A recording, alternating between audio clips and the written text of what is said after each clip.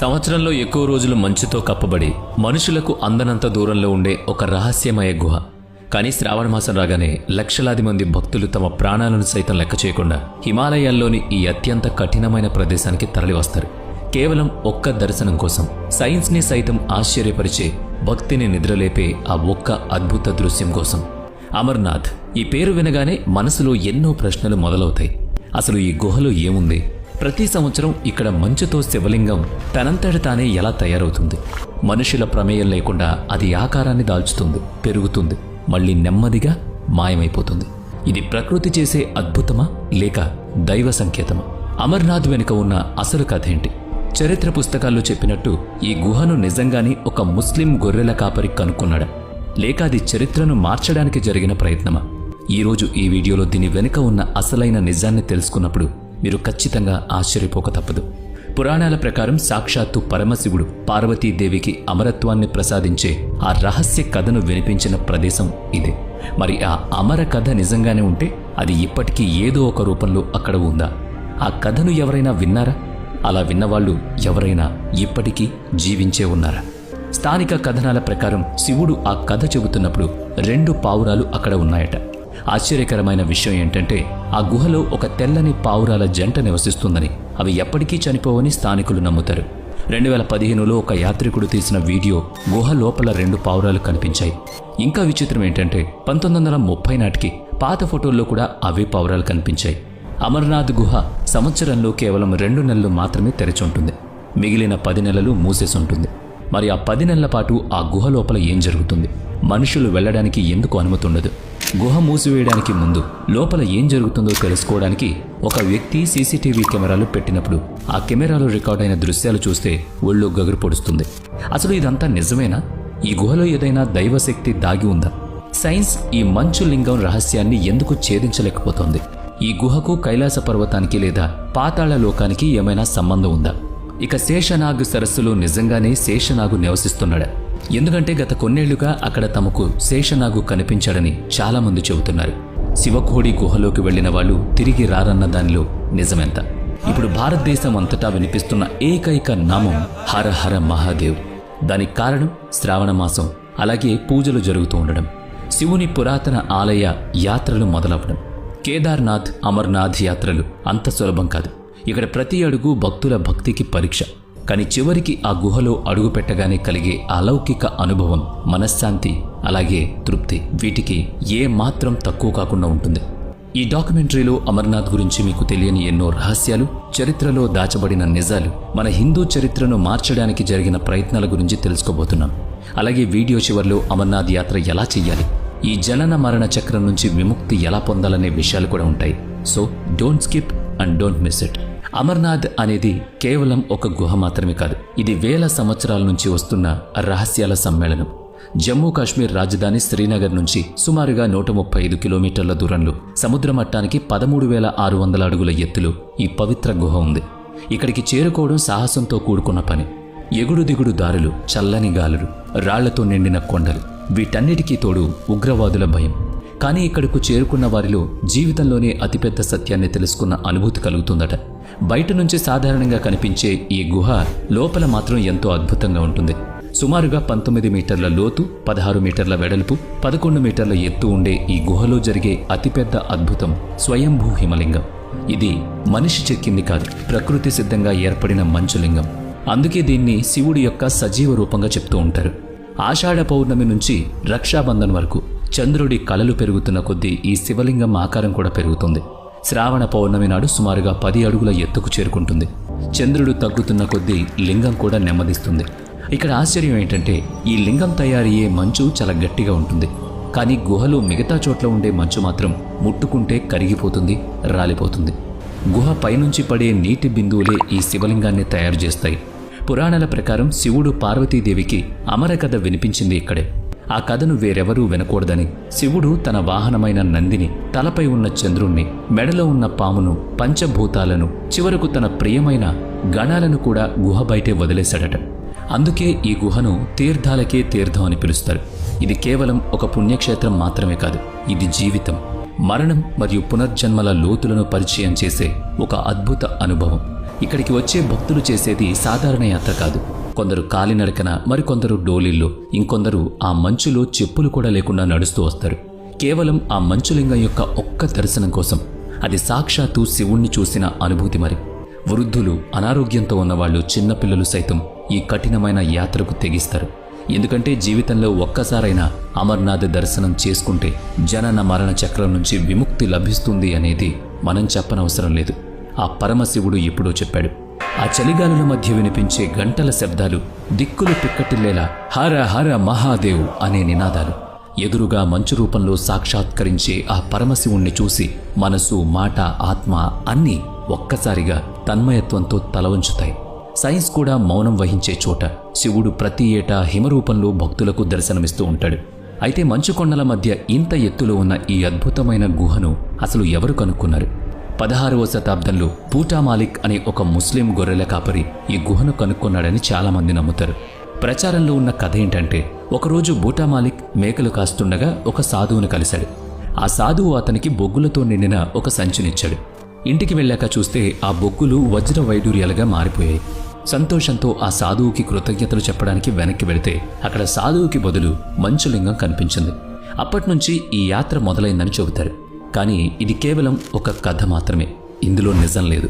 ఎందుకంటే 12వ శతాబ్దంలో కల్హనుడు రాసిన రాజతరంగిణి అనే గ్రంథంలో కాశ్మీర్ రాజు సంధిమతి అమర్నాథ్ గుహలో మంచులింగాన్ని పూజించినట్లు స్పష్టంగా రాసింది. అలాగే భారతీయ పురావస్తు శాఖ కూడా ఈ గుహ 5000 సంవత్సరాల కంటే పురాతనమైందని, అంటే మహాభారత కాలం కంటే ముందే ఇది ఉందని చెప్తోంది. నీలమత పురాణంలో కూడా ఈ గుహ ప్రస్తావన ఉంది. ఇవన్నీ ఇస్లామత స్థాపన జరగకముందే రాయబడిన గ్రంథాలు. దీన్ని బట్టి బూటా మాలిక్ కథ మనల్ని తప్పుదోవ పట్టించడానికి అల్లిన కథ అని అర్థమవుతుంది. చరిత్రకారులు ఏ ఉద్దేశంతో అలా రాశారో తెలియదు, కానీ ఈ గుహ మాత్రం వేల ఏళ్ల నాటిది. సరే, ఇప్పుడు చరిత్రను పక్కన పెట్టి సాక్షాత్తు పరమశివుడు పార్వతీదేవికి వినిపించిన ఆ అమరత్వ కథ గురించి తెలుసుకుందాం. ఒకరోజు పార్వతీదేవి శివుణ్ణి అడుగుతుంది, ప్రభు, నా శరీరం నశ్వరమైంది, నేను చనిపోతాను, కానీ మీరు మాత్రం అమరులు, నేను కూడా అజరామరంగా ఉండాలనుకుంటున్నాను మీతో అని. అప్పుడు శివుడు ఇదంతా అమర కథ మహిమ అని చెప్తాడు. ఆ కథ చెప్పమని పార్వతి పట్టుబట్టడంతో శివుడు ఆ రహస్య కథను పార్వతికి మాత్రమే చెప్పడానికి ఎవరూ లేని ఏకాంత ప్రదేశం కోసం అమర్నాథ్ గుహ వైపు వెళ్తాడు. వెళ్లేదారిలో తన పరివారాన్ని ఒక్కొక్కరిగా వదిలిపెట్టేస్తాడు. తన వాహనమైన నందిని పహల్గాంలో, తన తలపై ఉన్న చంద్రుణ్ణి చందన్వాడిలో, మెడలోని పాములను శేష్నాగ్ సరస్సు దగ్గర, వినాయకుడిని మహాగణేష్ పర్వతం దగ్గర వదిలేస్తాడు. చివరిగా పంచభూతాలను, అంటే వాయు, జలం, అగ్ని, పృథ్వీ, ఆకాశం, వీటన్నిటినీ వదిలేసిన ప్రదేశమే పంచతరణి. గుహలోకి వెళ్ళాక అక్కడ ఎవరూ లేరని నిర్ధారించుకుని శివుడు కథ చెప్పడం మొదలుపెట్టాడు. కానీ అక్కడ ఒక పక్షి ఉంది. శివుడు కథ చెబుతుంటే పార్వతీదేవి మధ్య మధ్యలో కొట్టేది. కానీ కొంత సమయానికి అమ్మవారు నిద్రలోకి జారుకున్నారు. అప్పుడు ఆ పక్షి కథను వింటూ అమ్మవారికి బదులుగా కొట్టడం మొదలుపెట్టింది. శివుడు వెనక్కి తిరిగి చూసేసరికి పార్వతి నిద్రపోతోంది. పక్షి శబ్దం చేస్తోంది. అది గ్రహించిన శివుడు త్రిశూలం విసిరాడు. అమర కథ విన్న ఆ పక్షి తన మాయతో వ్యాస మహర్షి భార్య గర్భంలోకి దూరి అక్కడే 12 సంవత్సరాల పాటు ఉండిపోయింది. చివరికి శివుడు ఆ పక్షికి అభయం ఇచ్చాడు. వ్యాస మహర్షి భార్య గర్భంలో 12 ఏళ్లు ఉన్న ఆ పక్షి చివరకు బయటకు వచ్చి వేదవ్యాసుని కుమారుడిగా పిలువబడింది. గర్భంలో ఉండగానే వేదాలను, పురాణాలను ఔపోసన పట్టిన ఆ బాలుడు బయటకు రాగానే తపస్సు కోసం ఏకాంతవాసం వెళ్ళిపోయాడు. ఆ బాలుడే తర్వాతి కాలంలో సుఖ మహర్షిగా ప్రపంచానికి పరిచయం అయ్యాడు. అయితే శివుడు చెప్పిన అమర కథను పార్వతీదేవి మరియు ఆ చిలుక మాత్రమే కాదు, మరొకరు కూడా విన్నారు. వారు ఇప్పటికీ ఆ అమర్నాథ్ గుహలోనే నివసిస్తున్నారని చెబుతారు. అసలు ఆ రహస్య జీవులు ఎవరు? ఆ నిజాన్ని ఇప్పుడు తెలుసుకుందాం. అమర్నాథ్ వెళ్లే ప్రతి భక్తుడికి శివలింగం దర్శనంతో పాటు మరొక కోరిక కూడా ఉంటుంది. అదే అమర పావురాల దర్శనం. గుహలోపల వేల సంవత్సరాల నుంచి 2 తెల్లని పావురాలు నివసిస్తూ ఉంటాయి. వీటిని చూడడం ఎంతో అదృష్టంగా భావిస్తారు. ఇవి సాక్షాత్తు శివపార్వతుల స్వరూపమని భక్తుల నమ్మకం. నిజానికి శివుడు పార్వతికి కథ చెబుతున్నప్పుడు అక్కడ చిలుకలతో పాటు 2 పావురాల గుడ్లు కూడా ఉన్నాయట. శివుడు వాటిని ప్రాణం లేనివిగా భావించి అక్కడే వదిలేశాడు. కానీ కథ పూర్తయ్యేసరికి ఆ గుడ్ల నుంచి 2 పిల్లలు బయటకొచ్చాయి. ఆ కథ విని అవి కూడా అమరత్వాన్ని పొందాయి. ఆ జంటే ఇప్పటికీ అమర్నాథ్ గుహలో తిరుగుతూ ఉంది. ఇక్కడ సైన్స్కు కూడా అంతు చిక్కని విషయం ఏంటంటే, అంత ఎత్తులో ఆక్సిజన్ చాలా తక్కువగా ఉంటుంది. చుట్టుపక్కల తినడానికి తిండి దొరకదు, వేరే పక్షులు కూడా ఉండవు. మరి అటువంటి కఠినమైన పరిస్థితుల్లో ఈ 2 పావురాలు ఇన్ని వేల ఏళ్ల నుంచి ఎలా ఉన్నాయి? ఇది ఖచ్చితంగా ఒక అద్భుతం. భక్తులైతే ఇది శివ మహిమ అంటారు. ఇక భక్తులను ఆశ్చర్యపరిచే మరో మిస్టరీ శేష్నాగ్ సరస్సు. సుమారుగా 250 అడుగుల లోతు ఉండే ఈ సరస్సులో సాక్షాత్తు ఆదిశేషువు నివసిస్తున్నాడని నమ్ముతారు. 24 గంటలకు ఒకసారి శేషనాగు ఈ సరస్సు పైకి వస్తాడని చాలామంది భక్తులు ఆ నీడను చూశామని చెప్తారు. మనం ముందే చెప్పినట్లు శివుడు గుహకు వెళ్లేటప్పుడు తన పాములను అక్కడే వదిలేశాడు. గుహ వైపు ఎవరూ రాకుండా చూసుకోమని శేషనాగుకు ఆజ్ఞాపించాడు. చుట్టూ పర్వతాలతో నిండిన ఈ సరస్సు అందం అమర్నాథ్ యాత్రలో ఒక ప్రత్యేకం. కానీ అన్నిటికంటే ముఖ్యంగా అటు భక్తులను ఇటు శాస్త్రవేత్తలను తలలు పట్టుకునేలా చేసే అసలు సిసలు రహస్యం మంచులింగం. గుహలో సీసీటీవీ కెమెరాలు పెట్టినప్పుడు ఏం రికార్డ్ అయింది? అసలు ఆ లింగం ఎలా తయారైందో తెలిసిందా? దేశంలో ఎన్నో శివాలయాలు ఉన్నాయి. అక్కడ రాతితోనో లోహంతోనో చేసిన శివలింగాలుంటాయి. కానీ అమర్నాథ్లో మాత్రం శివలింగం దానంతటా అదే మంచుతో తయారవుతుంది. మనుషుల ప్రమేయం లేకుండా ప్రతి సంవత్సరం ఒక నిర్ణీత సమయంలోనే అది ఏర్పడుతూ ఉంటుంది. గుహ పైకప్పు నుంచి కిందకు జారిపడే నీటి బిందువుల వల్లే ఆ లింగం ఏర్పడుతుంది.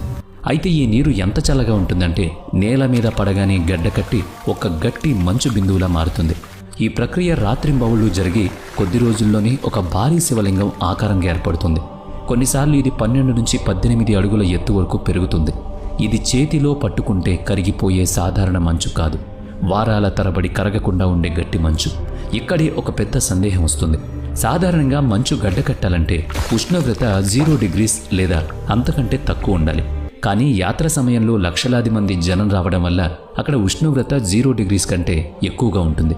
అయినా సరే ఈ లింగం ఎలా గడ్డకట్టుంటుంది? శాస్త్రవేత్తలు దీన్ని స్టాలాగ్మైట్ ఫార్మేషన్ అని పిలుస్తారు. కానీ ప్రశ్న ఏంటంటే ఇలాంటి ప్రక్రియ ప్రపంచంలో మరే గుహలోనూ ఎందుకు జరగలేదు? ప్రతిసారి అది ఖచ్చితంగా ఇక్కడ ఎందుకు జరుగుతుంది? ఈ మంచులింగం చంద్రుడి కళలతో పాటు ఆ ఆకారాన్ని మార్చుకుంటుంది. పౌర్ణమి వచ్చేసరికి శివలింగం తన పూర్తి ఆకారాన్ని సంతరించుకుంటుంది. అదే అమావాస్య తర్వాత నెమ్మదిగా చిన్నదైపోతుంది. ఇదంతా చూస్తుంటే ఏదో దైవిక గణితంలా అనిపిస్తుంది. ప్రతి నీటి బొట్టు దిశను ఏదో అదృశ్య శక్తి నిర్ణయిస్తున్నట్లుంటుంది. అక్కడ ఏ పూజారి లేడు, ఏ శిల్పి లేడు, ఏ మిషన్ లేదు. అయినా సరే ప్రతి సంవత్సరం ఒకే చోట ఒకే ఆకారం తయారవుతుంది. అందుకే అమర్నాథ్ గుహలో ఏర్పడే ఈ మహిమలింగం కేవలం ఒక ప్రకృతి సహజమైన సంఘటన కాదు, ఇదొక దైవిక సంకేతం అని చెప్పడంలో అతిశయోక్తి లేదు.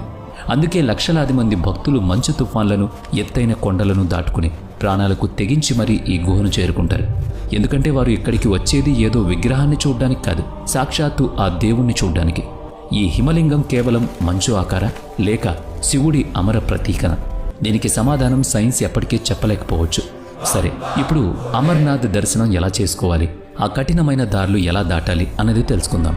కానీ అంతకంటే ముందు అమర్నాథ్ గుహలో నిజంగా ఏం జరుగుతుందో తెలుసుకోవడానికి ఒక వ్యక్తి దొంగచాటుగా సీసీటీవీ కెమెరా పెట్టాడని చెప్పుకున్నాం కదా. ఒకసారి జమ్మూ కాశ్మీర్కు చెందిన మహేష్ అనే వ్యక్తి గుహ మూసివేయడానికి 2 రోజుల ముందు ఎవరికీ తెలియకుండా ఒక సీసీటీవీ కెమెరాను లోపల అమర్చాడు. ఎవరైనా చూస్తే ప్రమాదమని భయపడ్డాడు. కానీ ఎవరికంటా పడకుండా తన పని పూర్తి చేశాడు. 2 రోజుల తర్వాత గుహను మూసేశారు. ఆ కెమెరా రికార్డులో మహేష్ ఒక విచిత్రమైన దృశ్యాన్ని చూశాడు. గుహ మూసివేయడానికి కాసేపటికి ముందు ఒక సాధువు గుహలోకి ప్రవేశించాడు. భక్తులు, పూజారులు అందరూ గుహను మూసివేసి ఇళ్లకు వెళ్ళిపోతుంటే ఆ సాధువు మాత్రం లోపలే కూర్చుని ధ్యానం చేస్తున్నాడు. ఈ విషయాన్ని పూజారికి చెబుదామనుకున్నాడు మహేష్. కానీ అలా చెబితే తాను సీసీటీవీ పెట్టిన విషయం తెలిసిపోతుంది గనక గమ్మునున్నాడు. 1 వారం గడిచింది. సాధువు శరీరం నెమ్మదిగా చిక్కిపోవడం గమనించాడు మహేష్. బహుశా తినడానికి తిండి లేకపోవడం వల్ల అలా జరుగుతుందేమో అనుకున్నాడు. కానీ 1 నెల రోజులు గడిచేసరికి ఆ సాధువు మాయమవడం మొదలుపెట్టాడు. కేవలం ఎముకలు మాత్రమే కనిపిస్తున్నాయి. అది చూసి మహేష్కి మతిపోయింది. మరికొన్ని నెలల తర్వాత ఆ సాధువు గాల్లో తేలుతున్నట్టు అనిపించింది. చివరికి యాత్ర కోసం గుహను తెరిచే సమయానికి ఆ సాధువు పూర్తిగా అదృశ్యమయ్యాడు. భయపడిన మహేష్ గుడి పూజారి దగ్గరకు వెళ్లి జరిగింది చెప్పాడు. అప్పుడు ఆ పూజారి ఆ సాధువు సాధారణ వ్యక్తి కాదు, శివుడు ధ్యానంలో లీనమై సిద్ధావస్థకు చేరుకున్నారు. అక్కడ జీవన్మరణాలుండవు, కేవలం ఆ భక్తుడు మరియు శివుడు మాత్రమే ఉంటారు అని వివరించాడు. హిమాలయాల్లో ఇలాంటి సాధువులు ఎప్పటికీ తపస్సు చేస్తూనే ఉంటారు. సరే, ఇక అమర్నాథ్ యాత్ర వివరాల్లోకి వెళదాం. ఇది కేవలం శరీరాన్నే కాదు, ఆత్మను కూడా కదిలించే యాత్ర. మీ సంకల్పానికి, సహనానికి ఇదొక పరీక్ష. శ్రావణ మాసం మొదలవగానే లక్షలాది మంది ఈ యాత్రకు బయలుదేరతారు. యాత్రకు ముందు రిజిస్ట్రేషన్ తప్పనిసరి. ప్రభుత్వం నిర్ణయించిన తేదీల్లో ఇది జరుగుతుంది. దీనికి మెడికల్ ఫిట్నెస్ సర్టిఫికేట్ చాలా అవసరం. అమర్నాథ్ గుహకు చేరుకోవడానికి 2 ప్రధాన మార్గాలున్నాయి. మొదటిది పహల్గామ్ మార్గం. ఇది సుమారుగా 46 కిలోమీటర్ల పొడవుంటుంది. రెండోది బాల్టాల్ మార్గం. ఇది 14 కిలోమీటర్లు ఉంటుంది, కానీ చాలా నిటారుగా ఉంటుంది, కష్టంగా ఉంటుంది. మీరు పహల్గామ్ యాత్ర మొదలు పెడితే మీ మొదటి మజిలీ చందన్వాడి. ఇక్కడి నుంచే అసలైన ఎత్తు మొదలవుతుంది. పైకి వెళ్లే కొద్దీ ఆక్సిజన్ తగ్గుతుంది, కానీ భక్తి పెరుగుతుంది. ఆ తర్వాత వచ్చేది పిస్సు టాప్. ఇక్కడ ఎత్తు ఎక్కడం ఎంత కష్టమంటే సాక్షాత్తు శివుడే మీ పరీక్ష తీసుకుంటాడు. ఆ తర్వాత మీరు శేషనాగ్ సరస్సును చేరుకుంటారు. పురాణాల ప్రకారం శివుడు పాము శేషనాగును వదిలేసింది ఇక్కడే. ఈ నీలిరంగు సరస్సులో హిమాలయాల ప్రతిబింబం చూస్తుంటే వేరే ప్రపంచంలో ఉన్నట్టుంటుంది. శేషనాగ్ దగ్గర రాత్రి అక్కడే గడపాల్సి ఉంటుంది. టెంట్లలో ఆరు బయట ఆకాశం కింద ఉండే ఆ చలి ఎముకలను కొరికేస్తూ ఉంటుంది. కానీ భక్తుల సమూహం చేసే బంబం బోలే అనే నినాదాలు వాతావరణాన్ని వేడెక్కిస్తాయి. మరుసటి ఉదయం ఈ యాత్రలోని అత్యంత ఎత్తైన ప్రదేశమైన గణేష్ పాస్ వైపు ప్రయాణం మొదలవుతుంది. ఇది సముద్ర మట్టానికి సుమారుగా 14,000 అడుగుల ఎత్తులో ఉంటుంది. అక్కడి నుంచి కిందకు దిగ్గానే పంచతరణి వస్తుంది. ఇక్కడ 5 నీటి దారులు కలుస్తాయి. అందుకే దీన్ని పంచతరణి అంటారు. శివుడు పంచభూతాలను ఇక్కడే వదిలేశాడని చెబుతారు. ఇక్కడి నుంచి గుహ కేవలం కొన్ని కిలోమీటర్ల దూరంలోనే ఉంటుంది. కానీ ఈ దారి చాలా కఠినం. అయితే గుహ దగ్గరికి చేరుకోగానే ఆ అలసట అంతా పూర్తిగా తీరిపోతుంది.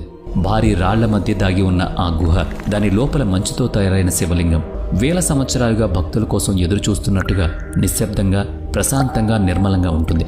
ఎప్పుడైతే మీరు ఆ లింగం ముందు నిల్చుంటారో అప్పుడు సమయం ఆగిపోయినట్లు అనిపిస్తుంది.